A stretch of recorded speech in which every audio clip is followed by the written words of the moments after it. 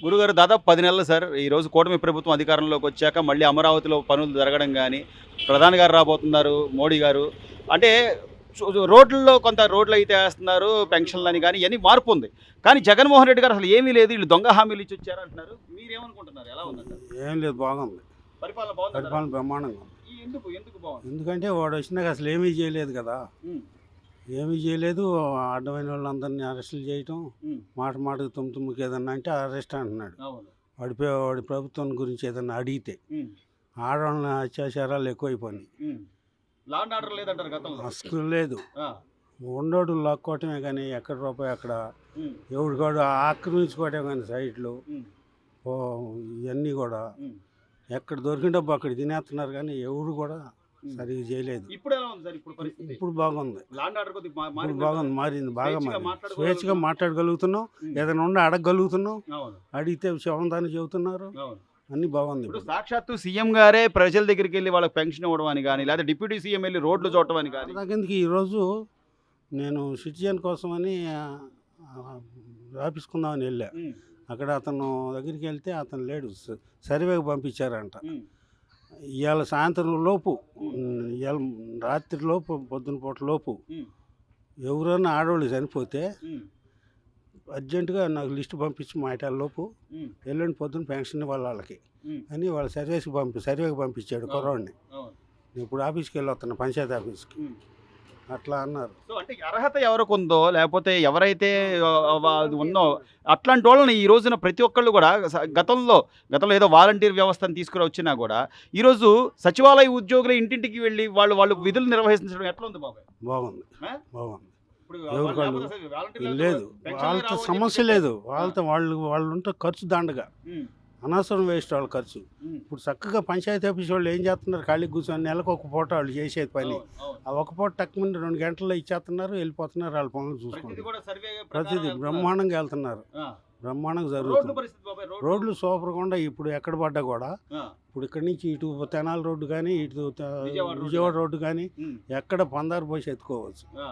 ఆ సో రకంగా మీరు అన్నట్టుగా ఈ రోజున కళ్ళ ముందు కనపడుతున్నాయి రోడ్లు కానీ, పెన్షన్లు కానీ, లేకపోతే ఇసుక అని కానీ, లేదా అన్నా క్యాంటీన్లు కానీ. రాసిపెట్టి చెప్పేది కాదు కదా ఇవాళ మనం. ఆ. కళ్ళకు కనపడుతుంది కదా అందరికీ. అవును. ప్రతి ఆటో వాళ్ళు, కారు వాళ్ళు బాగా సంతోషపడుతున్నారు, రోడ్లు బాగుంటాయి, బ్రహ్మాండంగా చేశాడని. ఆ. మరి ఇంత చేస్తున్నా ఏమీ లేదు. వాళ్ళు ఏంటంటే వాళ్ళు లేని చెబితే జనం నమ్మిటానికట్ట. హ్మ్. ప్రభుత్వం ఉండగా చెప్పలా, మేము 30 ఏళ్ళు వస్తాం, మాదే ప్రభుత్వం, మీరు ఎవరు అవును. భయపడక్కర్లేదని. అవును. వైజాగ్లో అటు చేసే ప్రమాణ చేస్తారని. అటు చేసే గవర్నమెంట్ ఎంప్లాయీస్ అందరినీ వాళ్ళని అవును. పాడు చేసిన వాళ్ళందరినీ జైలు పాలు చేస్తున్నారు. వాళ్ళ నాన్న అడుగుపడిన కొంతమంది జైలు పాలయ్యారు, అవును. చాలామంది. అవును. వాళ్ళ పుణ్యం, వాళ్ళ నాన్న పుణ్యం అంట. ఇవాళ మళ్ళీ పోలీస్ ఆఫీసర్లు, కలెక్టర్లతో సహా ఉండరు. అవును. ఇంతమంది వాళ్ళ మూలాన్ని జైలు పాలు అవుతున్నారు. హ్మ్.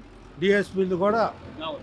ఎస్పీలు, అవును. ఎంతమంది ఎస్ఐలు, మరి ఈయనే తిరిగి ఇప్పుడు మా వాళ్ళని కావాలని అరెస్టులు చేస్తున్నారు. అయితే ఆ పోసాని గారినో లేకపోతే బోరుగడ్డ అనిల్నో ఎందుకు చేస్తారు? కట్టకట్టి అరెస్ట్ సాక్ష్యాధారాలు ఉండి కోర్టు లా ప్రకారంగా నాట మంత్రి చేస్తుంది. గాని. అంతే. ఇప్పుడు వాళ్ళ తప్పులు సాక్ష్యాధారాలు చూపించి అవును. చేస్తున్నారు ఆధారం. ఇదివరకు వాళ్ళు చంద్రబాబుని ఏ ఆధారం చూసి పెట్టి లోన్ పెట్టారు? వాస్తవం. ఎన్ని కేసులు పెడితే ఎన్ని గెలిచింది, ఎన్ని కనపడ్డాయి? అవును. ఒకటి లేదు కదా. లేదు. మరి అన్నాళ్ళు జైల్లో పెట్టారంటే మరి కక్ష సాధించడం వాళ్ళ.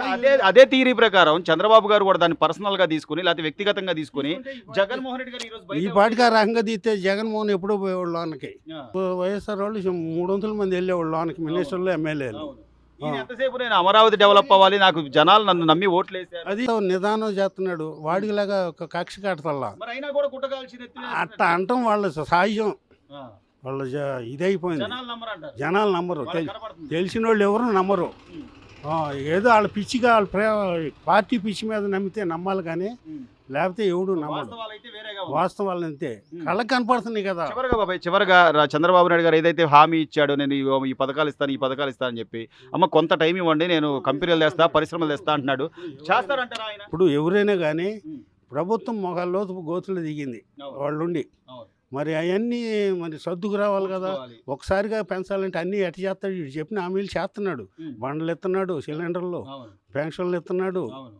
మరి ఇంకా ఉచిత ఇసుకని ఇవన్నీ ఇసుకెత్తున్నాడు. ఇసుక ఇదివరకు ఎంత ఇసుక, ఇవాళ ఎంత? అవును. ఇవాళ 16,000-1700 వస్తుంది, ఇదివరకు 5,000 6,000. మరి ఎంత తేడా ఉంది కనపడుతుంది కళ్ళకి. ఇల్లు కట్టుకుంటే అందరికి పని దొరుకుతుంది అందరూ కదా. పని దొరుకుతుంది. వాళ్ళ ప్రతి వాళ్ళు బాగుంటున్నారు. ఉమ్. వాడు చేసేది ఏంది? ఉమ్.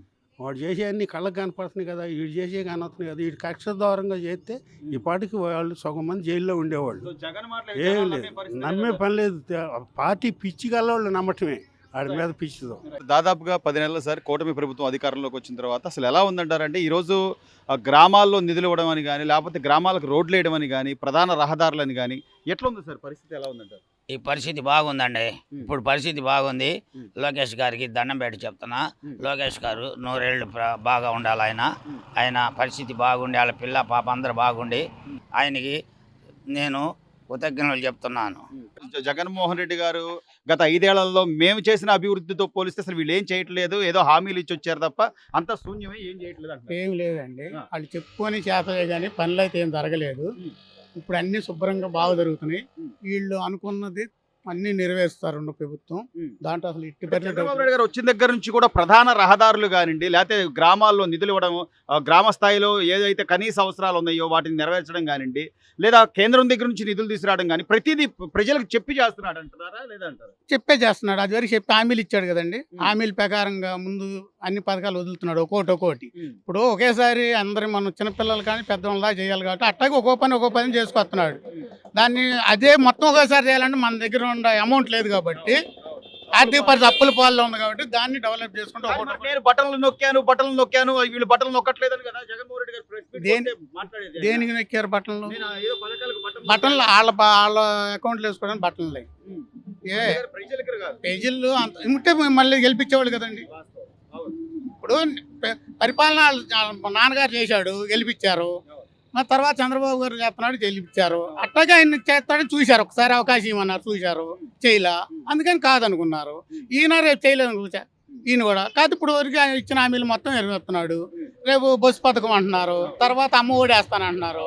అవన్నీ శుభ్రంగా అంటే ఒక్కొక్కటి క్రమంగా చేసుకొస్తున్నాను మన ఉన్న ఆర్థిక పరిస్థితిని బట్టి. వీటన్నిటికి తోడు సార్ అంటే కేవలం సంక్షేమం మాత్రమే కాకుండా అభివృద్ధి కూడా ఉండాలని చెప్పి అమరావతిలో ఈ రోజు నిధులు తీసుకురావడం కానివ్వండి లేకపోతే అమరావతి పనులు మీరు చూస్తుంటే ఇంత వేగవంతం అవడం, రైల్వే జోన్ తీసుకొస్తారని చెప్పడం, ఇవన్నీ చేయగలుగుతారట చంద్రబాబు గారు. కంపల్సరీ చేస్తారు కాబట్టి ప్రధానమంత్రి చెప్తున్నారు. ఆయన ఉన్నప్పుడే కదా సార్ సచివాలయం కానీ లేకపోతే ఆయన ఉన్నప్పుడే అది మనకి ఉమ్మడి రాష్ట్రం 12 సంవత్సరాలు అనే దానికి ఆడ దాన్ని ఒక తీర్మానం చేస్తానికి కుదరదు. ఇప్పుడు చేసేస్తారు దాన్ని తీర్మానం, అసెంబ్లీలో తీర్మానం, ఏకైక రాజధాని. ఏకైక రాజధాని తీర్మానం పెడతారు. ఆ తీర్మానం పెట్టాక ఏకైక రాజధాని మొత్తం మీద సార్ ఈ రోజు మళ్ళీ మోడీ గారు పునర్వైభవం తీసుకొచ్చే దిశగా అమరావతికి మళ్ళీ ఆయన రాబోతున్నారు. అప్పుడు పడ్డ రైతుల కష్టాలు కానివ్వండి ఇలాంటి వాళ్ళు పడ్డ గొస కానివ్వండి అవన్నీ ఫలించినవి అనుకోవచ్చు అంటారా? చాలా వరకు ఫలించినాయి, 100%. దాంట్లో డౌట్ ఏం లేదు. డెవలప్మెంట్ ఎలా ఉంది సార్? డెవలప్మెంట్ ఉండవరకు బాగానే ఉందండి. రోడ్లు అవి బాగానే ఉన్నాయి. రోడ్లు ఉండవరకు అదే మైనర్ రిపేర్లు కానీ అవి మాత్రం బాగున్నాయి. ప్యాచ్ వర్క్లు పళ్ళు ఎలా ఉంటున్నాయి సార్? ఇప్పుడు కొద్దిగా ఇసుక ఉచితమైన తర్వాత సామాన్యుడు ఇల్లు కట్టుకునే పరిస్థితి కొంచెం పెరుగుతున్నాయండి. అవి కూడా పనులు కూడా కొంత మార్పు మార్పు కొంచెం వచ్చింది. రైట్.